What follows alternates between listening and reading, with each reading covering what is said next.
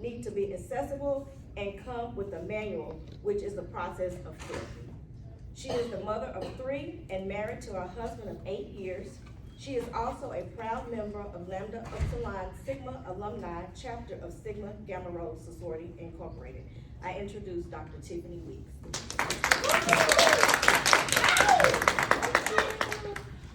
I'm so blessed to be here with you today. Thank you so much for having me. And so I'm going to introduce myself a little bit and just kind of talk about what I do and what does that mean to have a reproductive mental health practice and perinatal mental health practice. Thank you again for having me. This is a little bit about me in pictures. So the first 3, these 2 are my babies. That's my middle son. My Livy is 7 years old. Yashai, he's 2.5. And my sweet Ziggy, my only redhead baby, he's 3 months. And so, yes, I just had a baby. I recently postpartum myself. And then my husband is over here tucked in the corner. I have to force him to take pictures. My other babies are, I'm an adjunct professor actually at my alma maters at SMU and Hopkins. I teach diversity and counseling course, and then I also teach a disciplinary approaches to education course at Hopkins online. So very blessed to do what I do. I really love teaching, and that is why I love being here with all of you today. So I want to talk about the last one though, push counseling. So when I had my child in 2015, I really struggled. I would say from day one. I had severe depression, and I didn't really realize that was not typical. Nobody told me that only 1 in 5 have this, and at the same time, people have this, right? And so I was very much struggling, and I struggled for about 8 months. At that time, my daughter had decided that she was done breastfeeding and I was not. My body, my hormones dropped, my medication wasn't working, I couldn't find therapy for myself, and I just really felt without hope. So about 8 months postpartum, I was looking for my own therapy. And at that point, I was looking for somebody, because I had Googled at that point that perinatal depression existed. I was looking for somebody who did this.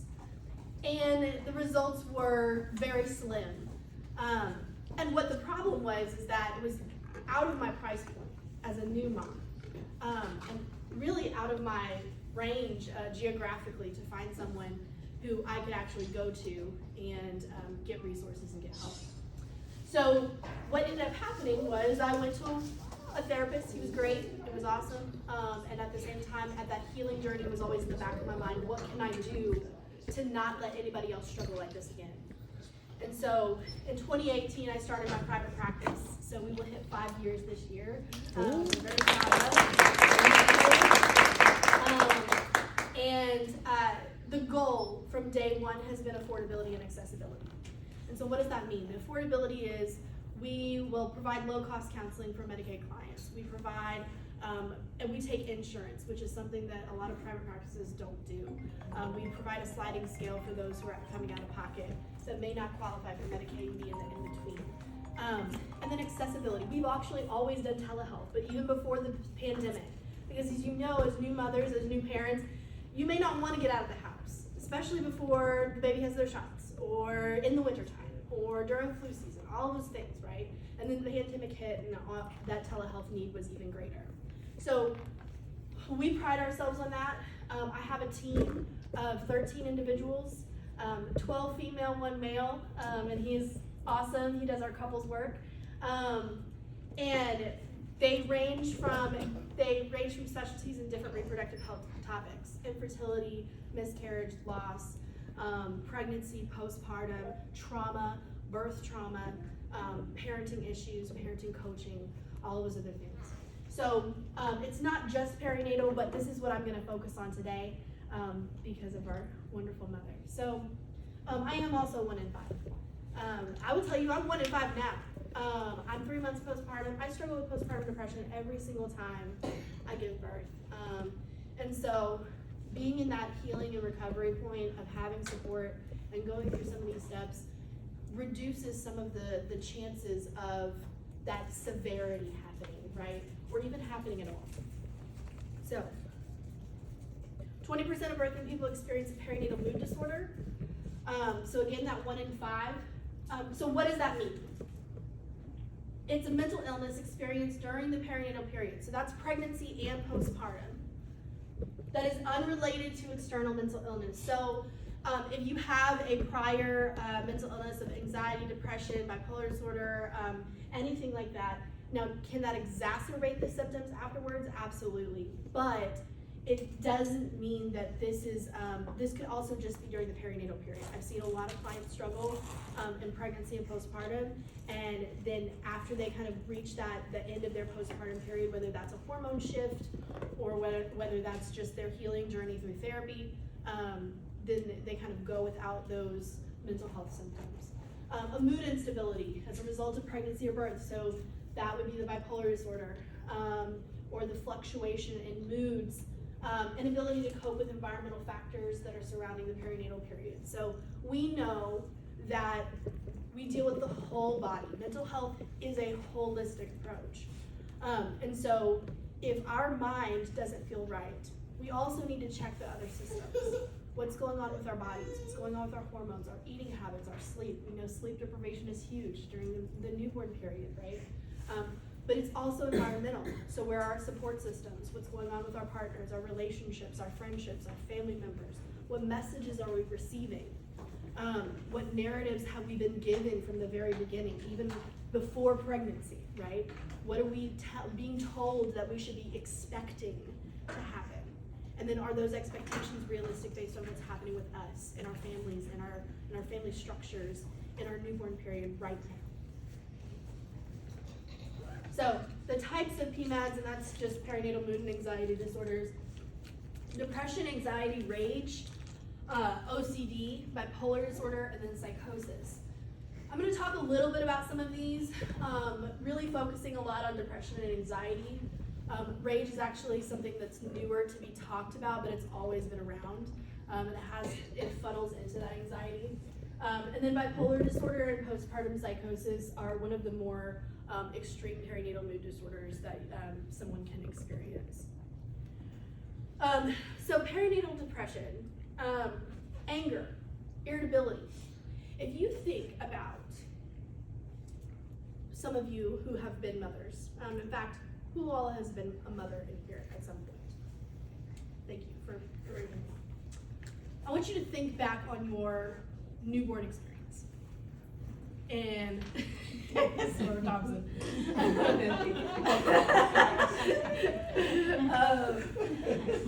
I want you to think about sleep. So somebody tell me a little bit about what kind of sleep did you get? What sleep? What is it? What is it? Okay. Did anybody get great sleep? No. With the second one, no. Yeah, me Okay. too, with the second Okay. one. But that's why they're 6 years apart. Okay. Cause I was like, Yeah. For those of you who breastfed, did your partners get up with you? No. Okay. You what? With the bottle either. Yeah. Okay. I want you to think about taking care of yourself, so eating and showering. Did that happen very often? No. Was it easy to come by? No. Okay. Especially eating. We're not trying to scare you. There's some hope. I swear this is gonna get to a hopeful conversation. no, it's amazing. It is. Okay, but if we look at this, right, we look at, and then I swear babies know exactly when you're right about to eat, right, because they just immediately get hungry or they get fussy, right? But if we think about some of those things, they are contributing factors to that depression. How many of you had friends come over at any time of the day and start talking to you about non-baby related things? All the time. Okay. And in the newborn period? Yes. That's great. How many of you did not have that? Okay. How many of you had family members who were telling you what to do? Okay. And how much did that help? Did not help. Okay. So all of these things can be factors, these environmental factors, on top of the fact that you had a baby. Now, some of you had C-sections, some of you gave birth vaginally, some of you gave birth with medication, some of you gave birth without medication. It doesn't matter. It doesn't matter. Because your whole body went through a whole thing. talk about, you know, at the doctor, there's 6 weeks and you get cleared for certain things and you get cleared for exercise and all that other stuff. And at the same time, you have a gaping hole in your body. So when you think about the physical recovery, you think about environmental supports, you think about hormone shifting, and you think about mental health. Some of these things can really be contributing factors for this perinatal depression. So crying and sadness. Now this isn't just the normal tears. This isn't just my baby's going back to daycare and I'm sad. This is excessive crying. This is excessive sadness.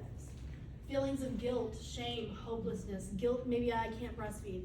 Guilt that maybe I'm not bonding with my baby enough. Or guilt that I can't go anywhere with my friends. Guilt that I can't meet my parents' expectations. All of those other things. Loss of interest, joy, pleasure. Not wanting to go anywhere. I know that for a lot of moms, new moms especially, it's that idea of like getting out and walking around Target by yourself, right? Without even that loss of enjoyment of like just, I don't want to leave.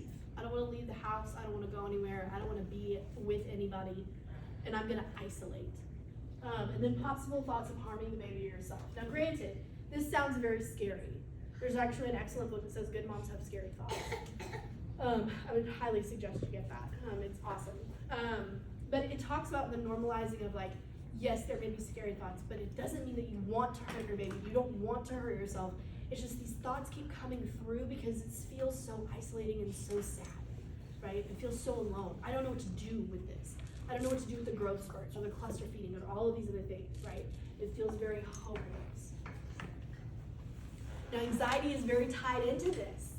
So, constant worry, fear of worst case scenario, racing thoughts, fidgety and inattentive. It almost feels like you have a busy bee inside of your body, right? I can't sit still. I don't know what to do. I need to clean bottles over and over and over again. I need to make sure that everything's okay. Is baby breathing? Is everything going all right? Do I have what I need? Do I have enough diapers for the next diaper change? Does he need a diaper change? What do I need to do? And then dizziness, hot flashes. So again, that holistic approach, this impacts your body. This impacts your tummy, your digestive system. So it's not just a nausea, but it may just be this like sick feeling, right? We have to take care of ourselves and nourish ourselves, especially in that newborn period. But when we talk about these, we have to also respond to our body because sometimes our body responds and tells us that we have anxiety before we even have it, before we realize it. Postpartum rage. This is something that, again, like I said, has not been talked about a lot in the perinatal world. It feeds in from anxiety. However, it's this idea that I am overly angry. I'm angry when the baby wakes up. I'm angry when the baby goes to sleep. I'm angry when the baby has to eat. I am feeling rage and I don't know why. Because I'm not mad technically at my baby for wanting to eat. I'm just angry. And so again, it's kind of looking at the reasons for the anger, being able to tap into what's going on with my body, what's happening with my anxiety, how do I need to get support, do I need to step away, and what are some of the solutions that happen to this, right? So for instance, I'd like to open up the discussion.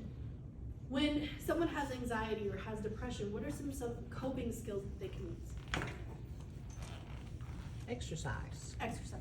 You can journal, Journal. writing down your feelings does help a lot. Absolutely. Breathing techniques. Breathing techniques. Music therapy. Yes? Yep. Great. Medication. Yes.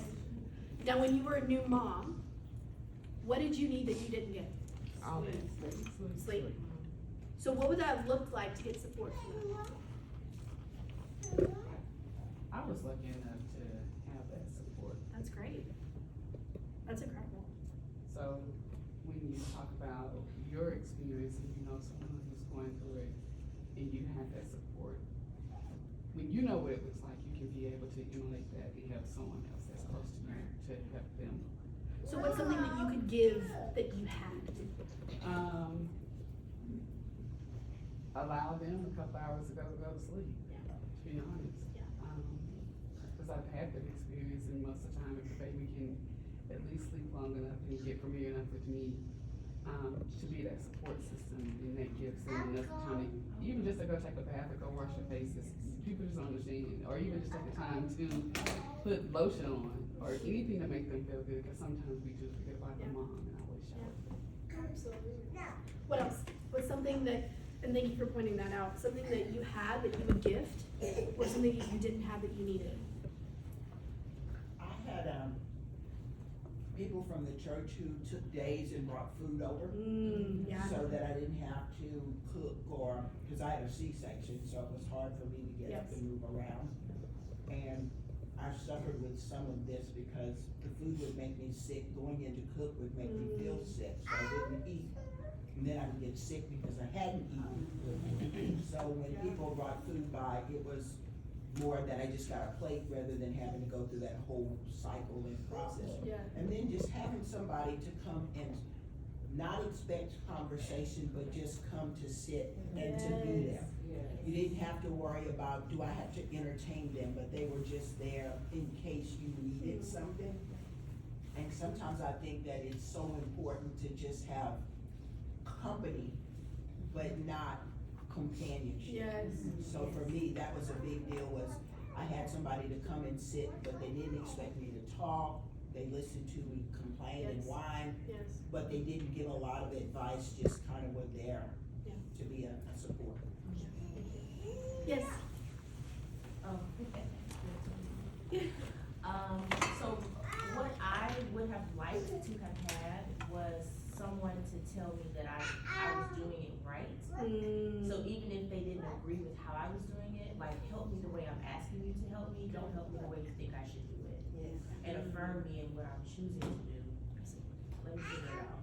Yeah, thank you so much for sharing that. So true. Thank you all. I remember that the meals were very important to me. Sora Thompson, thank you. She just came and sat with me in my messy house and just brought me the best meal. It was so great. You know, Nadia is my neighbor, and so and many other sorors, and I'm just so grateful. Thank you so much for what you've done for me. But that is something that I needed, and I got this time around. And so, thinking about some of these signs and symptoms, the prevention is so incredibly important, because the more people you have around you have eyes on you, the more that they're catching things earlier and earlier, right? So let's have a conversation. How are you feeling? What's going on? Are you feeling sad? Asking these really very pointed, direct questions. And a lot of us sometimes, we don't want to ask the question of like, are you struggling with your mental health, right? Because it doesn't feel natural. It just doesn't feel like it flows. And at the same time, if we don't ask, we won't know. We won't know how to help that person or give them resources or figure out who else we can bring in this community and be able to do a lot of early intervention and prevention. My mother-in-law, she battles with mental illness just as much as I do, and she asks me every week, how are you doing? And I know that how are you doing is, how is your mental health? Are you going to therapy? Are you taking your medication? Because she has very much defined that for me. And so that sometimes can be a lifesaver in and of itself. I know that there's been several weeks where she's asked me, and that's brought me through. And so I encourage you also to ask those pointed questions as well. So postpartum PTSD, I want to touch on this really quickly. But a lot of this comes from birth trauma. Now some of this can come from, we see clients with a history of sexual assault, and that may actually lead to some of that birth trauma. And so thinking about like how you want your doctor to establish consent and all of those other things. So if you're supporting somebody who's about to have a baby who has that history, talk to them about consent. Talk to them about that explicit consent that they need to tell their doctor to get from them every step of the way. Now, that should not go without saying, but at the same time, sometimes it has to be said in the delivery room. So PTSD, flashbacks and avoidance are the two hallmark signs of PTSD. So if you're replaying an event or you are avoiding the locations in which would make you remember about an event, it is PTSD. And so this can actually happen postpartum, and sometimes this can lead to psychosis because of the detachment of the trauma of potentially birth and then detaching with baby and kind of losing touch with reality. Again, these are more of the extreme symptoms. Perinatal OCD, we think a lot about like cleaning bottles over and over again, but sometimes it looks like hypervigilance, checking with baby, not letting anybody touch the baby, not leaving the house. refusing to go anywhere or do anything, germs, obsession with germs, washing hands, again, kind of leading to no one touching the baby, horror, so those intrusive thoughts of like the worst case scenarios, and those obsessions, hypervigilance. And then psychosis. So psychosis is one that's very rare, and unfortunately there's just not a lot of specialized treatment for postpartum psychosis. There are maybe 3 inpatient facilities for postpartum patients in the United States. And it's very sad because they're nowhere near Texas. I think it's Illinois, New York, and I want to say California. So delusions or strange beliefs, what those look like is thoughts that it's not hearing things, but it's thoughts that don't make sense. Hallucinations, however, can be hearing, smelling, anything of the senses, tasting. I had a client one time who she smelled what she described as death. And every time she would go to pick up the baby, she would smell, she felt like, she was a doctor, she smelled like a rotting corpse. And then she also had the delusion that everything that she made was poison. So things like this where it doesn't make sense, it's not in touch with reality, but it can feed into this psychosis part. Difficulty communicating, so if you're ever around somebody who cannot form a sentence and they are postpartum, it's time to worry, okay? Rapid mood swings, so, and when I say rapid, I mean it could be within an hour. This isn't the stigma of bipolar disorder. Bipolar disorder is not within a day, it's not within a week, it's typically over a couple of weeks, a couple of months.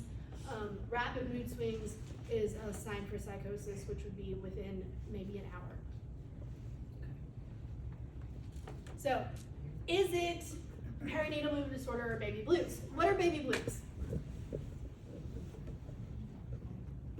I'm thinking that baby blues was the old school saying for PMD. Kind of, yes, yes. That we just didn't know about it. Baby blues is the very, very early signs. And sometimes what happens with baby blues is that it's so early, it's that touch of crying, that excessive crying, that kind of like maybe even grieving your old self a little bit, but it doesn't completely manifest into depression or anxiety. So it's not full-blown mental health issue. It's that touch of like hormone shifting and adjusting that makes you extra emotional, okay? Now, baby blues is something to watch for. If you see somebody who's excessively crying the first couple of weeks, start asking those questions early. But don't wait for the 6-week mark for them to get assessed whether or not they have depression. Have they had mental illness in the past? So that would be a predisposition for perinatal mood disorder. And how intense are the feelings? So this is something that you can do, all of you can do. If you know someone, I hope that we can keep in touch and I can ask you this after you give birth, but how intense are your feelings, okay? And you can't say 7 because everybody says 7, all right? Everybody says 7 because they think, okay, well it's good enough and somebody can get off my back, right? But I'm not really there. So you can say everything but 7 and ask why. What does that mean for you? Okay, well if I'm a 5, maybe 5 is the best you've had in a week and a half. But what does the 5 mean? Does that mean that you're not getting your needs met? Does that mean that you're just so exhausted that you just like don't want to do anything? Does a 5 mean that like, yeah, you're actually feeling pretty good because last week was a 2? So ask them, rate them, 1 to 10. Tell me how you're feeling. How intense are these feelings? Don't give me a 7. And that's something that kind of gives you a gauge too. So that when you don't have to ask the question, how are you? And somebody say, what do they say? I'm fine. Now, do you know what fine means? Because I don't know what fine means for you. I don't know what fine means for you. I don't know what fine means for me sometimes. Okay? So thinking about some of those things, ask them to give you a number. So what do you do when you suspect? So facilitate a conversation. How would you talk to somebody who is dealing with anxiety or depression? Okay. What else? I'll give you a hint. So the biggest question you can ask is, what do you need? Okay, and some people say, I don't know. But we all technically know what we need. It's just a matter of being able to search for that answer, okay? So, what do you need? Soror Collins, can I pick on you for a second? Come on with it. Okay, I know I can always pick on you. If I asked you what you needed, okay? If you were to take a second to pause, could you name one thing? Yes, Okay? a ghostwriter to finish his dissertation. Now listen. I feel that. Been there. But yes, so, okay, but that is something that you need. Soror Curtis Swan, can I pick on you? If I asked you, what do you need? A maid. A maid? Oh, me too. You've seen my house. I won't pick on anybody else, I promise. But that's something that you can ask for somebody, because if you even tell them, if they say, I don't know, you can tell them, take 10 seconds and close your eyes. I want everybody to do that. I want you to take a deep breath. And I want you to think of what comes to mind when I ask you, what do you need?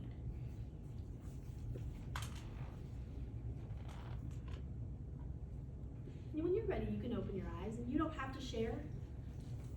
And you may not be okay with sharing, and that's okay. But being able to pinpoint what you need is the key to being able to do some early intervention, okay? So when you're asking somebody, a new mother, or even a pregnant person, what do you need? You can walk them through that. Take 10 seconds, take a deep breath, think about that. What's the first thing that comes to mind? Now granted, they're probably gonna say sleep, right? But you know that one thing you can do, like Basilis said, that you can sit with them, sit with the baby for a couple hours, let them get a shower, let them get a nap, take the kids, even taking the older kids sometimes. If there's older kids, I have a gaggle of children now, so. Express concern. So that could be something as simple as, this isn't typical, and I try not to say normal. And the reason why I don't say normal is because normal makes it feel like there's supposed to be some sort of baseline that everybody's supposed to get to, and everybody's typical is different. So this isn't typical of what happens. Yes, this happens in 1 in 5 women. Why does it have to happen to you? This isn't typical. So let me try and meet your need. Let's get some help. I'm expressing concern, or you don't look the same as you looked last time.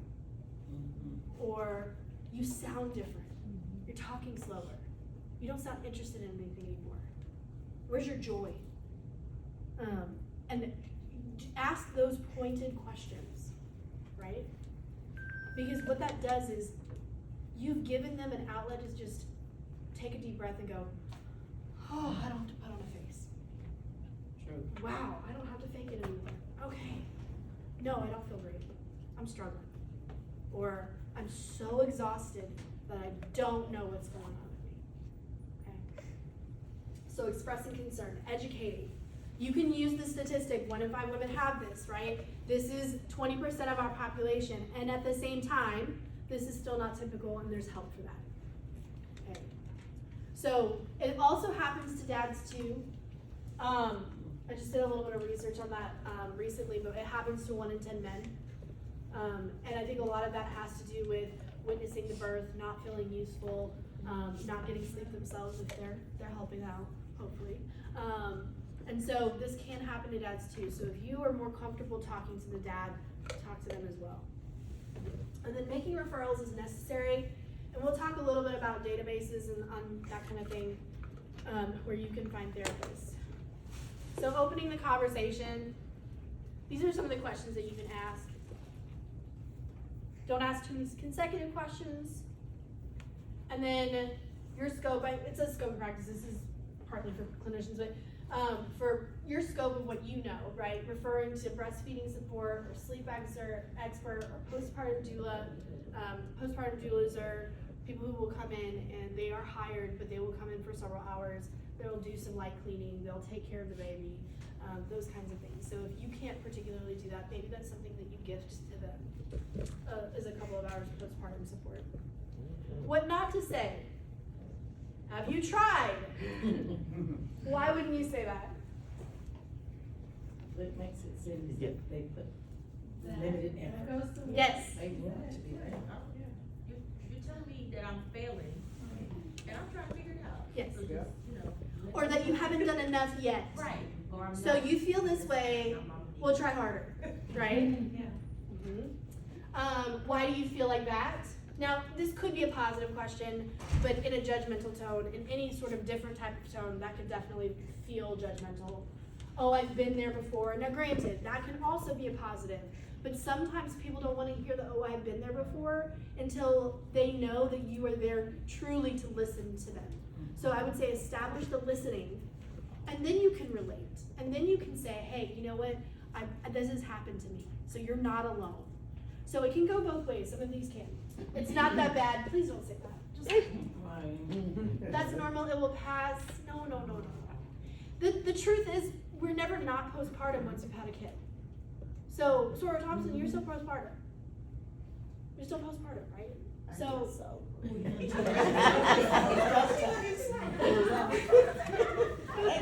I think I'm gonna call the positive family left. But all that to say, the point that I want to make though is, we see clients that are 3, 4, 5 years postpartum and never address the issue, and they're still struggling in parenting because they never addressed it early enough, right? So you're always postpartum, and there's always a potential that unresolved depression can still be postpartum depression years later. It's all in your head. Oh no, don't say that. Just calm down. Now, I think a lot of times this is done with good intent. And at the same time, when someone is anxious and someone is panicking, if they could just calm down, they would have already. So, breathe, take a minute. I'm right here, I'm not leaving you. It's all the things that we would want to tell our children, right? If we were telling a small child, I'm right here, I'm holding your hand, I'm not going anywhere. You're safe, just take a breath, tell me what's going on. And being understanding, it's that tone of voice. It's the impact of what you're saying. And then once you get blank, it'll get better. Not necessarily. Therapy takes time. Mental health resources take time. Sleep takes time for the body to adjust back. So guaranteeing that then sets an expectation that they should be having some sort of quick recovery, and that potentially sets them up for failure. Because then they could go back into that depression because the expectations are high, and if they are not met, that can be really difficult. So validating. These are validating words. They hold so much power. I hear you. Thank you for sharing with me. You've been through so much. You're brave, you're strong, using all of those positive words, giving them, you're a good mom, you're a good parent, you're a good dad. I'm proud of you. You're doing hard work. This is not easy. Now it says don't share your stories. Now again, this is one of those things that can be positive or negative, but establish listening before you share. Because they want to be heard. We all want to be heard, right? But when we're struggling, a lot of times we struggle in silence because we don't feel like anybody's going to hear us. And so even when we're sometimes screaming into the void, it doesn't mean that somebody's hearing us. So listen first and then share if they want you to share. Don't offer stories about happy or sad endings. Try not to offer stories about birth trauma, please, because that's scary for a pregnant person. But it also, if you offer happy or sad endings, again, it sets up those expectations, right? Even expectations that things won't work out, things that do get harder, that can be an expectation that can continue the depression. Don't offer solutions. We talked about this a little bit. Ask what has and has not worked. And then you can make recommendations. So, there's a couple of databases, and I didn't put them on here, and I'm happy to send them out. But there's a couple of databases for support. Postpartum Support International, the website is postpartum.net. They have plenty of resources. They have support groups all over the nation. They're online and they're free. There's actually a database of a representative from every major county in the United States. And if you call that representative and tell them what you need insurance, you need a religious-based counselor, you need a low-cost counseling, you need somebody to take Medicaid, you need somebody in person, online, etc. Anywhere in the United States, they will find that person for you. So it's very, very good resource. Of course, I do this work, and that's not to advertise things, but I do want to show you some of the materials that I've given. If you don't have any materials, please let me know. Does anybody not have any? Okay. So this side with the Why Seek Help, it's just a little bit of the statistics that you can take with you. Like I said, facilitating that conversation and normalizing the mental health struggle, that it's not typical, but it does happen and that they're not alone. And then this one is the one I really want to highlight, is the how to help someone who's given birth. And as much as I say who's given birth, I do mean dads too. I do mean partners too. Because it's really important to have those conversations. But I want to remind you too that perinatal is trying to conceive, pregnancy, after birth, after a loss, after stillbirth, and parenting. So when you think about this can also apply to lost moms too, and stillbirth. Please don't forget them because they've given birth just as much as everyone else. We just didn't bring home a baby. Agreed. So one, like I've been saying, ask the hard questions. And you can ask this on the scale of 1 to 10, how do you usually feel? Instead of asking how you can help, offer something helpful. If you take that initiative, then it takes the guesswork that they have to figure out what they need. So I'm bringing a meal today, or I'm going to come and clean your house. You don't even have to talk to me, I'm coming clean, don't worry about it.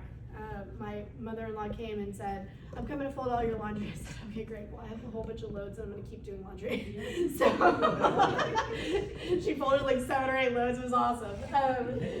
So offer to watch the kids or the baby to give them rest. Don't forget the older kids. That's super, super important. I can't stress that enough because we may feel bonded with baby, and I put myself in that category, but the older kids may, with all of their questions and all of their touching and hands and mommy, mommy, mommy, may be really overwhelming. And so taking the older kids may be really helpful. And then normalize the struggle. It's okay not to be okay, but normalize that therapy is positive, helpful. It can happen. I know that there is a lot of stigma about mental health and mental health therapy. But the thing is, therapy is not to fix what's wrong, it's to enhance quality of life. So it's also to help us heal, it's to help us grow, it's to help us become better than what we already are and expand our worldview. And so therapy is an hour, and this is how I normalize it for clients that are in any sort of skepticism about therapy. It's an hour where you get to talk about you and no one's interrupting you and no one can tell anyone else outside that room what you just said. So when does anybody ever get that? Because at some point in that hour, even if you're talking to a friend, the friend's gonna interject something, right? And they're biased, right? Now granted, it's a beautiful thing, having those friendships, but a therapist can say, you know what? But what I'm hearing though is this, or what this happened, that was invalidating for you, or this is what I feel like these coping skills can be really helpful for you. There's nothing wrong with therapy and medicine because what we're doing is we're bettering ourselves. We're not just fixing things. The things aren't always broken when we go to therapy. I wanted to open it up to questions. Any questions that you may have? Thoughts, comments? I have a question. Yes. So someone who's dealt with postpartum depression in an early stage after having their baby, because you said it could be ongoing, that was gonna be one of my questions, how long does it last? So if it's been 3-4 years, how do you tell if maybe they're change of action, could that be a part of the postpartum depression that they probably didn't complete when they went to therapy, so it's coming back, how do you tell? Yeah, that's a great question. A lot of times it has to do with some sort of aspect of parenting. So you'll see some of that integration of like, part of my depression has to do with my relationship with the baby, or I'm overwhelmed with parenting a toddler, those kinds of things, right? And they're unresolved from birth when like, I wasn't really dealing with some of the things that I was experiencing then. So maybe our bond and attachment isn't great, or I just wanna ship them off to daycare even on the weekends, or something like that. Yeah. Other thoughts, comments, questions? Mm-hmm. So I see that you're saying, is it perinatal? Uh-huh. It includes pregnancy, right? So like pregnancy depression, what are some causes for that? Again, hormone shift too, that's a huge aspect of it. Predisposition from a prior mental illness, anxiety, depression. And then really just environmental factors. All of the things that potentially cause postpartum depression, they can cause in pregnancy. And there's a lot of people who they'll experience an ideal pregnancy, and it'll hit them the day they give birth or 6 weeks after they give birth, or they'll experience a really tough pregnancy and it'll completely relieve postpartum. Yeah. All these things you've talked about, can this happen to the mom with each and every baby she have, or just the first or the last? Each and every one? It's happened with me every time. Now granted, I've had a lot more support each time. So a lot of early intervention, but yeah.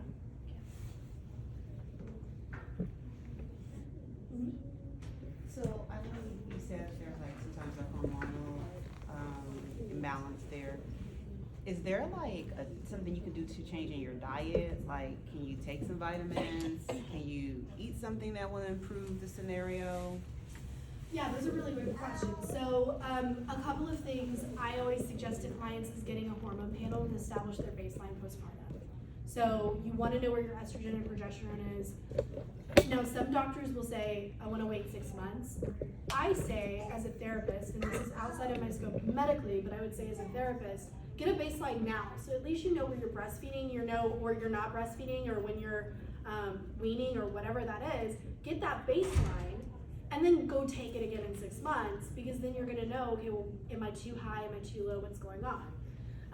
Yes, diet for sure. Sleep is a huge factor, which I think is why it always contributes to that depression. And so some of the basic normal coping skills that I was asking you about earlier with depression and anxiety, they actually do contribute to that, but a lot of that is a hormone adjustment too. And so being able to establish care with your doctor and know what your hormonal baseline is can be really a game changer.